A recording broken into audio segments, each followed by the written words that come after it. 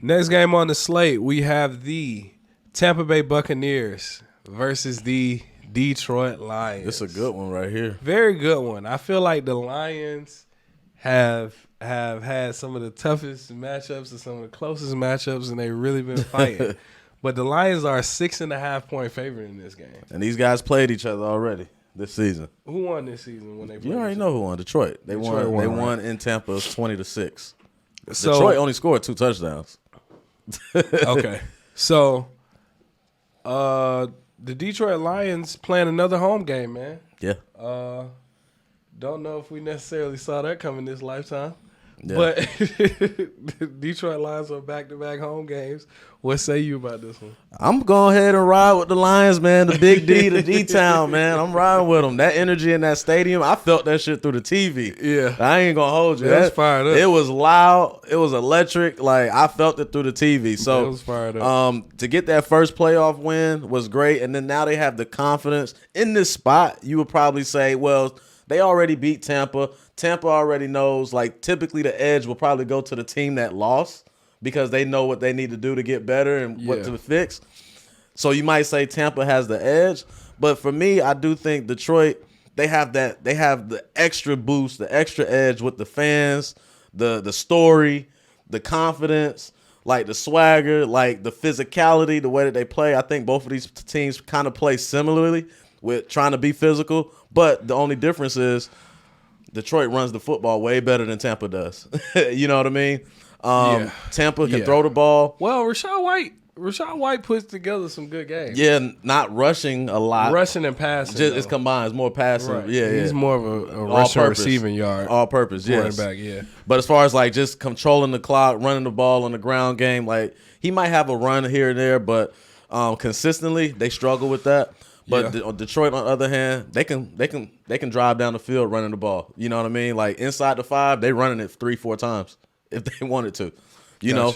So just the way that Detroit's been playing with confidence, they just have the confidence right now. I just think they got it. And they play way better at home. Like I said, they beat Tampa Bay 20-6 on the season, road. They play better at home. Yeah, they play way better at home. So I think them having that 2 seed was huge for them. Yeah, 100%. They need that. They need that boost because they like you said, the energy was just electric in there, and you could feel it through the TV. Yeah. It was big. It was big seeing that game. They had all of their, Detroit legends coming back, including Matthew Stafford. Unfortunately for Stafford, he was going against them. Yeah. But I think I'm in agreement with you on that one, man. I think Detroit, the environment was just different because they haven't experienced a playoff game. And them coming back, I expect them to come back charged up again in another packed-out stadium for a home game. And this is a very winnable game for them. Yeah. They playing against a team that they beat before. Now, again, this Buccaneers team has gone through some trials and tribulations, and they know how to bounce back. Yeah. Baker Mayfield has proved this season that he's not a pushover. He's not a quarterback to just be skimmed over and not paid attention to. People saw that for a while. They questioned his capability, but I think Baker bounced back really strong this season with the Buccaneers. Do you feel like that point spread being 6.5 is legit? That might be a little bit too much. But here's the thing. I do see, what I like about Detroit is more balanced offensively. They have a more balanced pass attack, rush attack. You know what I'm saying? They can dig into each one of those bags and roll with it.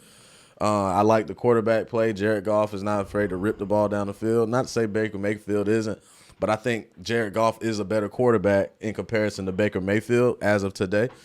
But on the flip side of that, one thing that can kind of get Jared Goff to cause some fits, what we've seen Tampa Bay do with Jalen Hurts is bringing that heat, bringing that pressure. Dial it up. You know what I mean? But like I said in the takeaway I think video, the Rams gave him way too much time to pass early in the game. Early on, then they adjusted after when halftime. They adjusted, it slowed down. Yeah, 100%. But I know Todd Bowles, he gonna dial it up. He gonna be on that phone. He gonna try to dial up that blitz and dial up that heat to speed up Jared Goff's clock. But by doing that, They throw a lot of inside routes. You know what I'm saying? When you got Sam Laporta working the middle of the field, you got Amon-Ra St. Brown working the middle of the field. You got options. I'm clear that Detroit offense, even with the dialed up pressure, I think they still produce and cook just because they have so many weapons. They have outlets. You got 2 good running backs. You got Pro Bowl wide receiver. You have a Pro Bowl tight end. Or all pro wide receiver. He should have been a Pro Bowl. Yeah. But and a Pro Bowl tight end. Yeah, rookie tight end. Mm-hmm. They got outlets, they got weapons, and then Reynolds, the first quarter was him. He was cooking. Yeah, he was catching everything. So you have those guys who step up, and he's a guy who's more of a speedster, but developed those routes throughout the season. So he's becoming much better with the route running. Yeah. You have all these weapons on offense, so I think they'll be able to move the ball. 100%. The only pitfall, or the only thing that kind of balances out a little bit, is the Detroit's secondary. Yeah, Cam Sutton is still problematic. Cam Sutton, he went to Jonesboro? Yeah. He went to Jonesboro. South, I didn't know that. Cam Sutton, Jonesboro South. Right. Shout out to Cam Sutton, man. Clay Coast South Side. What's my other dude name? He went to North Clayton. Who? He was on South Side too, on the defense. I didn't see he's it. somebody else in the secondary I too. didn't see that. Shout out to bro. But I think the secondary gives up yards, right? We're expecting that because they kind of got a bend don't break defense. They kind of like, all right, we're gonna give up. We know we're gonna give up some passing yards, but we're gonna make sure we make you one dimensional. We're gonna try our best to stop the run. Yeah. Now they just can't give up the big plays. They can't give plays. up big plays like that in this game. Now, if they can play good situational football like they did against the Rams, I think they can hold off and get the win.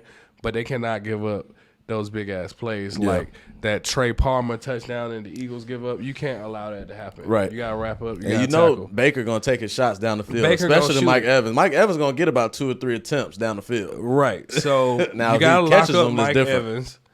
That's what I was gonna say to kind of balance it out. To be fair, how many huge games have we seen the Buccaneers wide receivers have this season? We haven't really seen them come out and have too many big games. I think Mike Evans has been consistent. 1 or 2. Yeah. But as far as like a bunch of big games, they don't really have that in their wide receiving core. Baker kind of passes it to spread it around and spread the rock around. So I think they have enough defensive capability to be able to hold off what the Buccaneers offense has been producing, even though Baker Mayfield has been playing extremely well.